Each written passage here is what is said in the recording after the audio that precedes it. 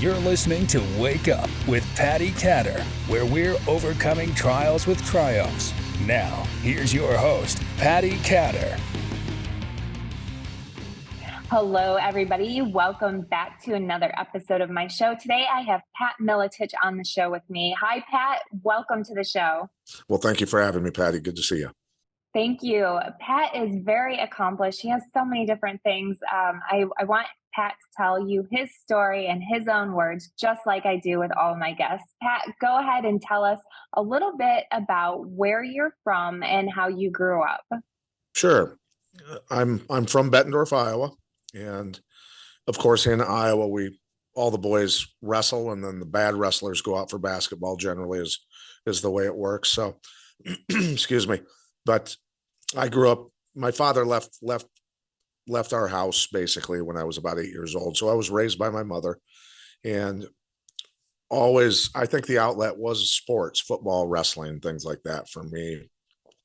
And I always wanted to excel at them, and I did pretty good, but I couldn't breathe. I had a serious breathing problem. And that's kind of where everything changed for me was in my early 20s, I discovered organics. I had done a lot of research because I couldn't breathe correctly, and I was suffocating when I was in wrestling matches and things like that. So I was searching for answers. Doctors couldn't figure it out.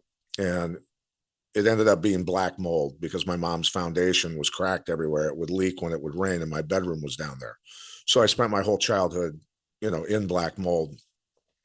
So anyway, through a lot of research, I discovered some organics and talked to several people that were very well educated in that world back in those days. And, it's been, 30 years ago or more. So I finally got on some organics. In 10 days, my respiratory system literally healed. So I went from not being able to breathe and barely be able to run 3 miles while I was getting ready to turn professional in kickboxing. As crazy as that sounds when you can't breathe, I was still going to, give it a shot. But anyway, I went from sparring 3 to 4 rounds with world-class boxers when I was working on my boxing skills to 10 to 12 rounds in 10 days. And then I could run after training and getting my conditioning up. All of a sudden, I went from struggling for 3 miles to running 16.5-minute 5Ks. I'm dunking basketballs at 5'10". My muscles just would not run out of oxygen because of the antioxidants that I was taking. And my breathing was perfect, and I ended up winning a world title in the UFC, of course, because of that. And being able to accomplish that allowed me to train a lot of professional athletes to win world titles and have televised careers, and then train law enforcement and military all over the country and have a broadcasting career. So the trajectory of my life obviously changed considerably just based on my health. Mm-hmm. Sorry, go ahead. I have to ask, so when you were younger and you were still living in your mom's basement, how are your grades in school? Because I've heard, kids who are exposed to toxic mold, they have a really hard time concentrating. And what are some of those symptoms that you exhibited looking back? Definitely some attention deficit, but I think where I found myself most comfortable was in the woods with my dogs. I was a lot younger than my older brothers and my sister. So I was kind of like a single kid, the only kid of the family, because they were already out of the house long before me. So I had 2 German Shepherds from age 8 or younger, maybe 7, until I was 18. That's when they both passed away. There was male and female German Shepherds.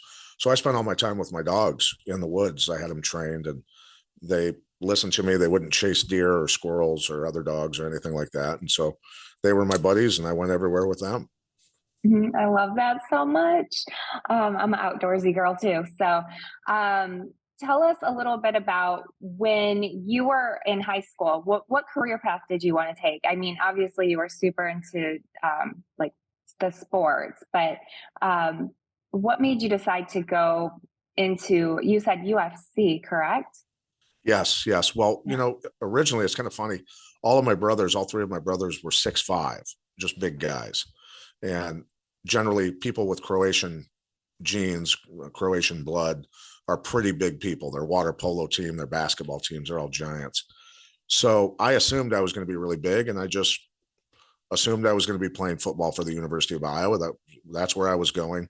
And as a kid I didn't idolize athletes. There were only a couple of athletes that I really looked up to. One of them was Dan Gable, who was the head coach of the Iowa wrestling program for many years. Great coach, great wrestler, and a couple others. But for the most part, I just assumed I was going to go to the University of Iowa, play linebacker, go to the NFL, just a young boy, right?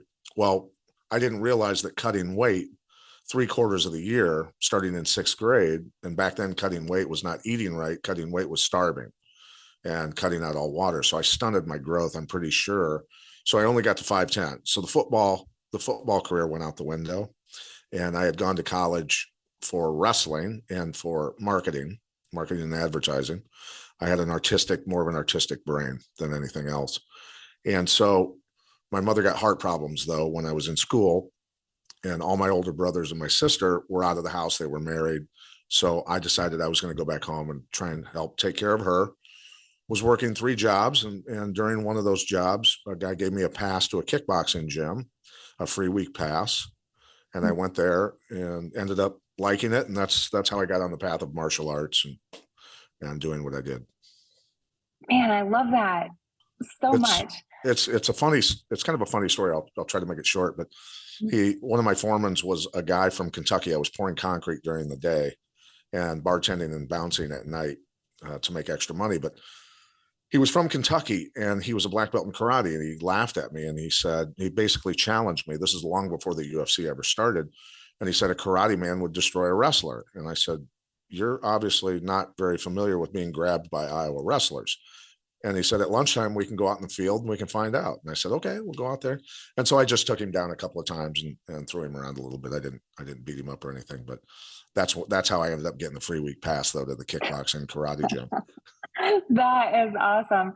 So tell us how you did get into the UFC. I mean, that doesn't happen just overnight, right? Yeah, no, I was doing the kickboxing, and K1 rules kickboxing, which is low kicks are legal in that to the legs, and did real well at that. And one of the guys that refereed a couple of my fights in Chicago, I used to go up to Chicago a lot to fight, called me up one day and he said, hey, there's a tournament going on in Chicago. It's no rules, no time limits, and no weight divisions. And it's $5,000 winner take all. What do you want to do? I think I can get you in it. And I said, yeah, let's do it. And so it was called Battle of the Masters, and it was an 8-man tournament. So you had to fight 3 times in one evening to win the tournament. And so I went up there and had won that. And that kind of got me started in the world of mixed martial arts. So it was the Wild West days, so to speak, of mixed martial arts. It was called No Holds Barred back then. And obviously the rules changed over a period of time. And my manager and I actually wrote the rules for the state of Iowa Athletic Commission, and then they passed it. So that's kind of the transition, how that all happened. That's exciting to me. I remember when I was a kid, my dad had a big screen TV, and he'd watch boxing and UFC. Yeah, Wow. it was nice because there was only usually one show per month. Mhm. And so everybody would have big parties and things like that. Now it's very oversaturated. There's shows everywhere every weekend and things like that. So it's not quite as exciting, I don't think, to the fans. Mm-hmm. Yeah, I think a lot of people love it still, though. I know around here in Florida, we have quite a few all sorts of different fight clubs and all that fun stuff. We even have a kickboxing club up the road. I keep thinking about going to try it out myself. So. Well, the nice thing about martial arts, this is the one thing that I tell people is you could start at age 5 and go till you're 100 years old, and you're never going to even learn just a drop in the ocean of the material and the knowledge that's out there when it comes to martial arts. And it's a cerebral exercise. You truly have to be thinking the whole time you're doing it, because of the techniques and the reactions and actions and everything that's happening, and can happen quickly. Even when you're just doing mitts with a trainer, you're getting out of the way. They're teaching you how to move your head and defend yourself and things like that. So you're getting in shape while you're focused mentally. What would you tell somebody like me who I want to try it? I'm going to try it just because I want to. That's my personality, but I am a little bit apprehensive about it. I mean, it looks pretty intimidating. Well, and I do understand that, because when I first went to the kickboxing karate gym, even though I had boxed a little bit when I was younger and I'd wrestled my whole life and played football, so I was used to, a lot of contact, very physical sports, but I was nervous. I didn't know what to expect. And so it's okay to be nervous. It's okay to be apprehensive about, going into a martial arts gym. But generally what you're going to find in most martial arts gyms is people are very kind because they're very capable. So when people are capable of doing a lot of damage, they're generally really nice people because they don't ever want to hurt people, because they know, as well as I learned and got better over the years, even with all the years of wrestling and the karate and the kickboxing, the jujitsu, the Russian sambo, all the different arts that I practiced, what I started to realize was all the different ways that I recognized that I was capable of hurting another human being. Well, there's a lot of people out there that know the same things I know that are capable of hurting me. And that's when you go, okay, wait a minute. That's you start to fight a little safer, actually, as you get better and work your way up through the ranks in the world. But no, everyone should know how to take care of themselves, right? Everyone. And it's super important, especially the way the world's going right now. Mm-hmm. If everyone knew that everyone knew a lot of ways to hurt another person, how much more would people respect each other?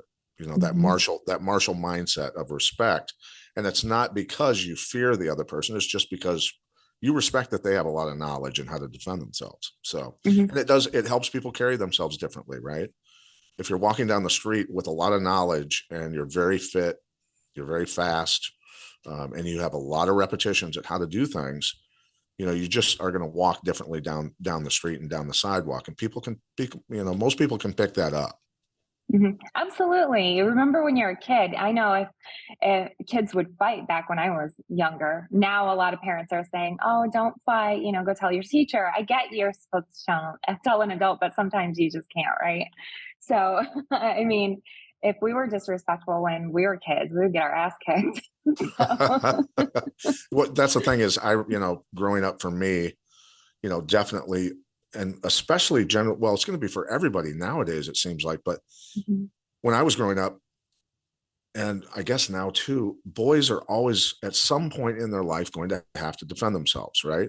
And Mm-hmm. I don't know if you've ever had to defend yourself when you were Yeah. growing up. Yeah. Mm-hmm. So it happens to almost everybody. And I think it's important. I've got 3 daughters. I taught them how to throw punches, how to throw kicks. They've got pretty decent boxing skills, and they carry themselves in a very confident way, and they generally won't back down from people. They'll make people, understand that they're not going to play games with them. And so that's what I wanted for my daughters when they go off to college, which 2 of them are in college now, that I at least sent them off with some skill sets, so. Mm-hmm. Yep. To the boy out there listening who punched me and I had to throw him in the dirt and make him eat grass, sorry about that. I grew up with boys and definitely had lots of wrestling matches. That's awesome. So, yeah. Tell me a little bit more about, I know we're kind of jumping from subject to subject, but I want my listeners to hear about this a little bit more too. Your organics, tell us more in detail about that, because that's pretty interesting to me. I've been trying really hard to eat healthy and make sure I have my proteins, but I'm also doing organic, and I'm kind of curious what you have to say about that. Yeah, well, I mean, me healing my own respiratory system and healing my own body turned a light bulb on for me, and other things happened that turned light bulbs on for me as well. And I've always been a person that asks, when I see something going on, I don't just observe it happening. I always ask, why is it happening? So for instance, when boys started to be brought to me when I was teaching karate, and all of a sudden there's this new condition called autism that was a couple boys here and there. I think it was 1 in 5,000 at that time in the 90s. And now it's 1 in 36, right? So I said, what is going on? There's a problem with the food. Are they on medications? What's going on? And so I'd talk to the parents about it, and we'd work towards better diet. I'd try to educate people on what to put in their bodies and ask them about the medications and say, is it our goal to get him off of these medications? Because, I didn't feel that, and I knew a little bit about pharmaceuticals back in those days, and I wasn't real fond of it.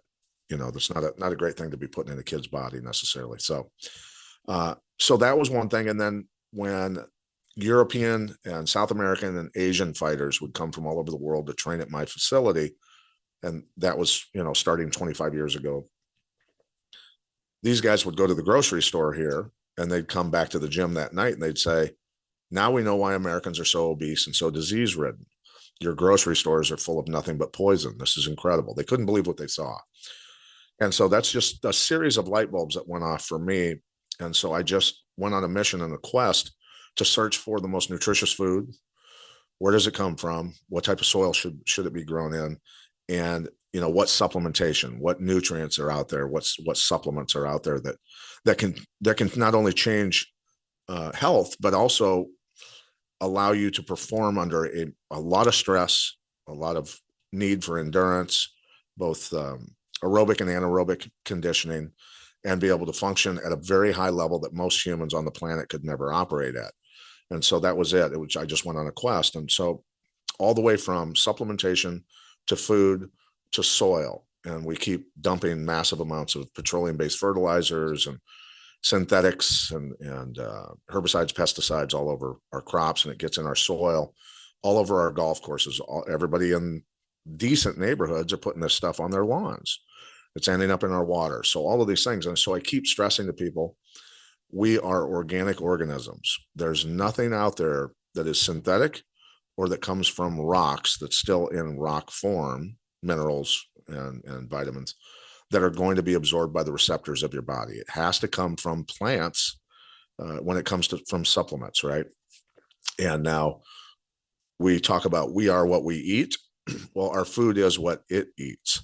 So when people think about that and realize that what you're eating was eating petroleum-based molecules to grow, and then it was sick because of that, and then they had to spray it with, say, glyphosate, which was patented as an antibiotic to keep bugs from eating it, you say to yourself, okay, we've got to stop. So we've got to be able to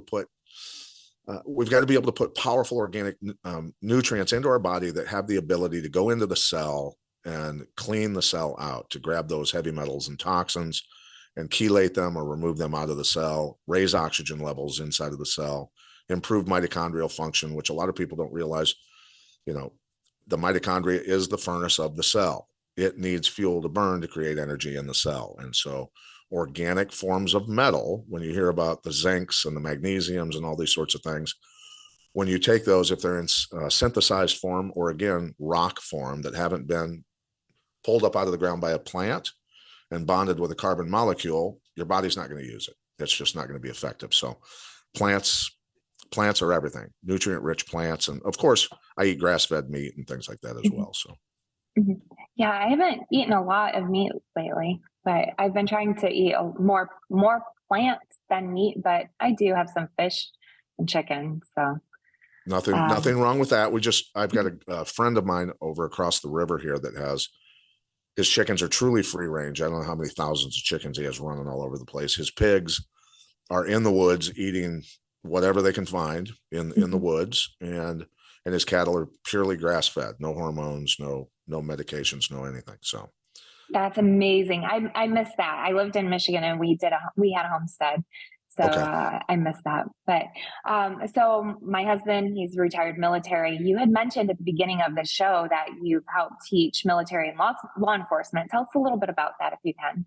Yeah. So as my MMA career blossomed, so to speak, I started getting calls. One of my training partners was a Davenport, Iowa police officer, and he enlisted me basically to help train the Davenport Police Department at that time. And then it kind of spread from there, started training military as well, and ended up training. I think we have right around 1 million end users. So the instructors that we trained, the thousands of people that we trained, went out and had trained, their departments or their military units, things like that. So, it was a lot. It's a lot of fun.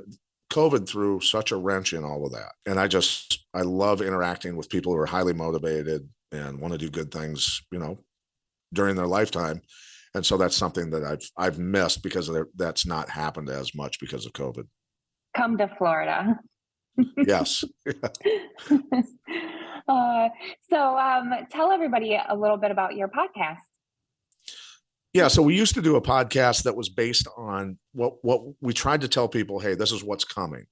This is what's going on behind the scenes. The newspaper says this, but let's go ahead and break this down for you.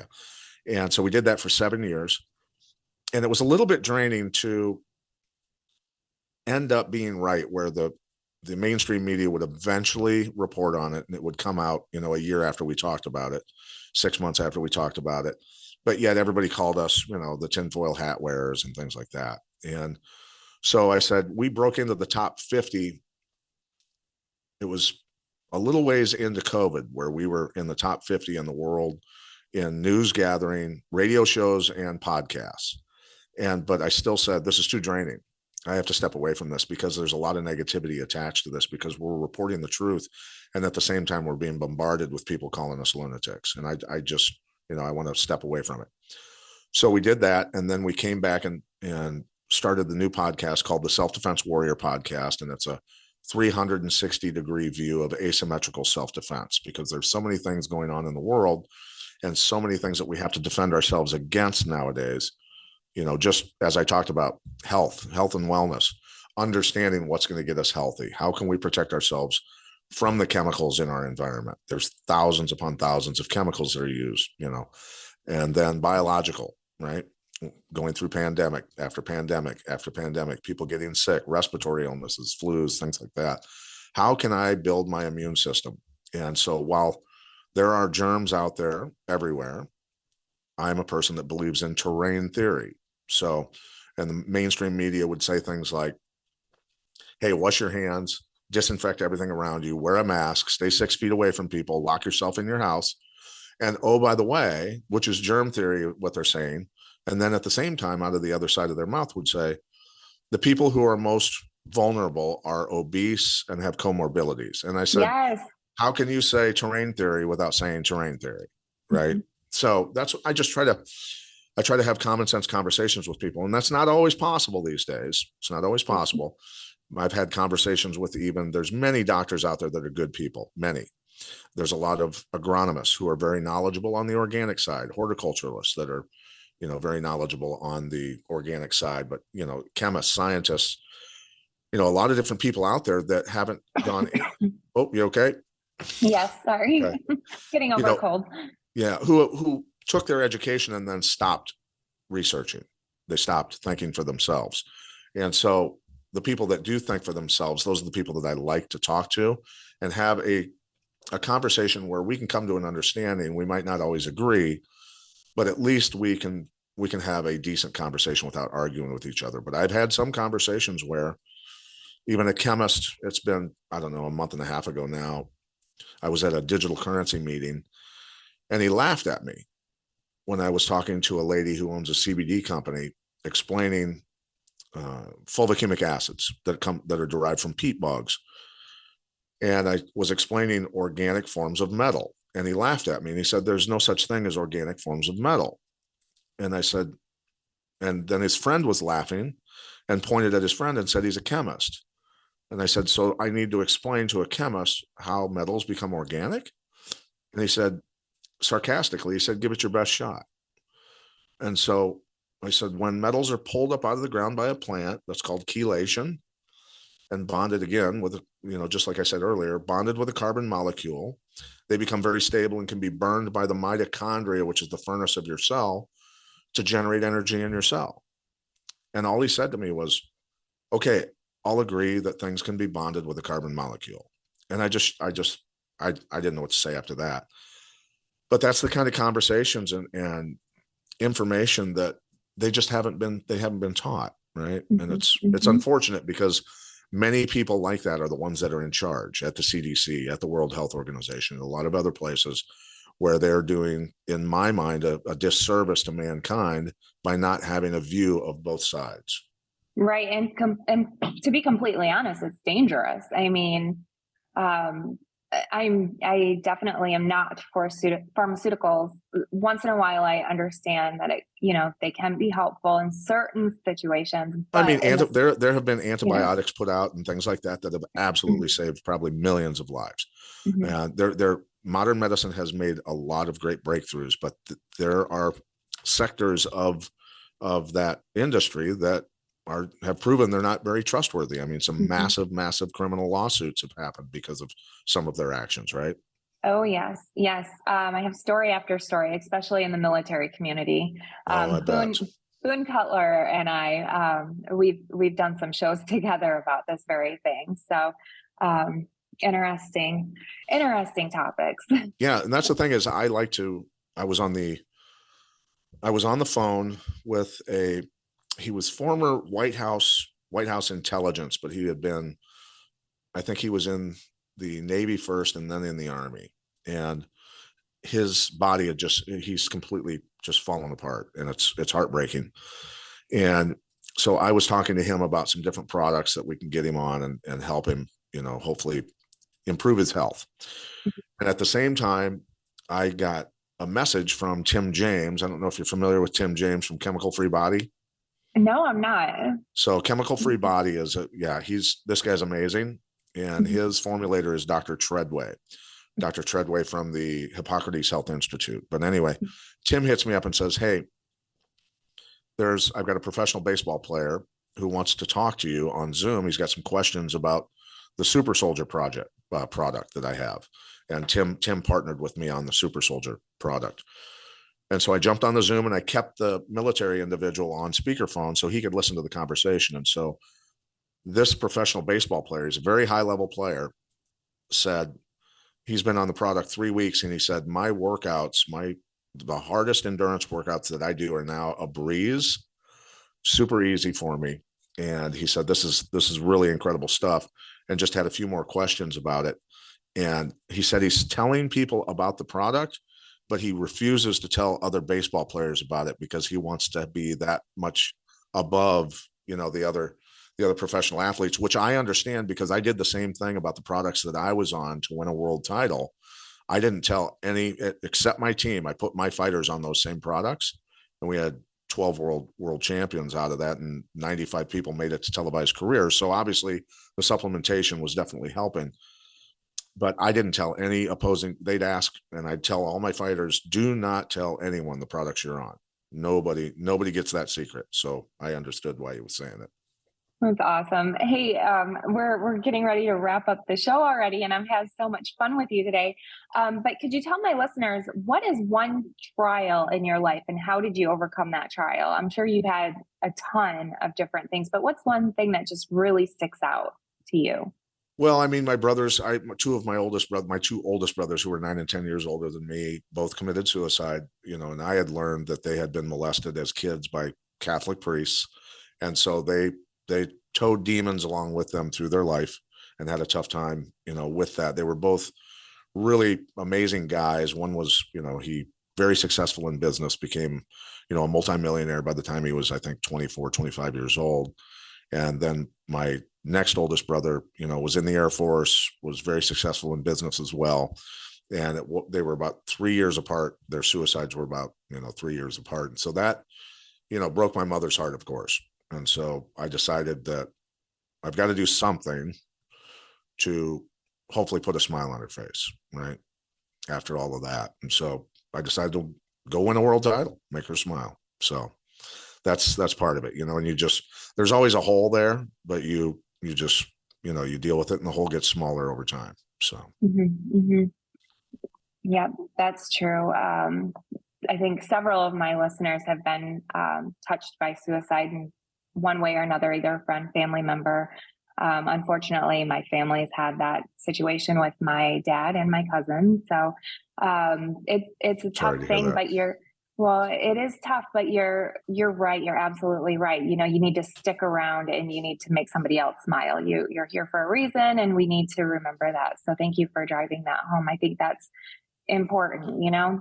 And, the thing is, the things that I guess give me a reason to stick around is doing my best to help other people, and when I get out, I got a text message just earlier today, and I put it on my Instagram, a guy that, was having, a lot of problems with his health, and I got him started on a product, and he said, I've lost 14 pounds effortlessly, and I feel great. This is amazing. Thank you so much. And just by putting the proper, really high level organic nutrients in a person's body, how much you can dramatically change the outlook of their life, and so hopefully he will do the same thing and tell people, how he's doing it, and to for people to eat better, just simply eat better, drink more water, high level water.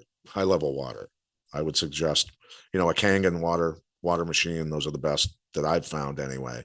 Things like that, because of all the stuff that's in our water. It's super important to try and drink some good clean water without the chemicals. Oh my goodness. Yes. Our refrigerator has a filter in it, and it must have ran out yesterday, and I took a big gulp of water, and it was awful. It was awful.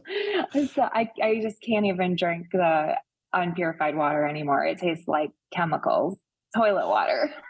You can taste it. And that's the thing, this, with the Mississippi River, the water has dropped considerably, and they couldn't even move grain up and down the river, because the river had dropped so much, and they had to put more chemicals into the water, the tap water. And so everybody in my area in the Quad Cities here were all complaining about the taste of the water. And, it was obvious what was happening. And that's the thing is, so, for folks out there that are having chemicals put on their lawn, things like that, let's try and figure something out. Let's do some organics, look into it, do a little bit of research, and put something on your lawn that right away, immediately after you put it on your lawn, your children can go outside and play on it in bare feet.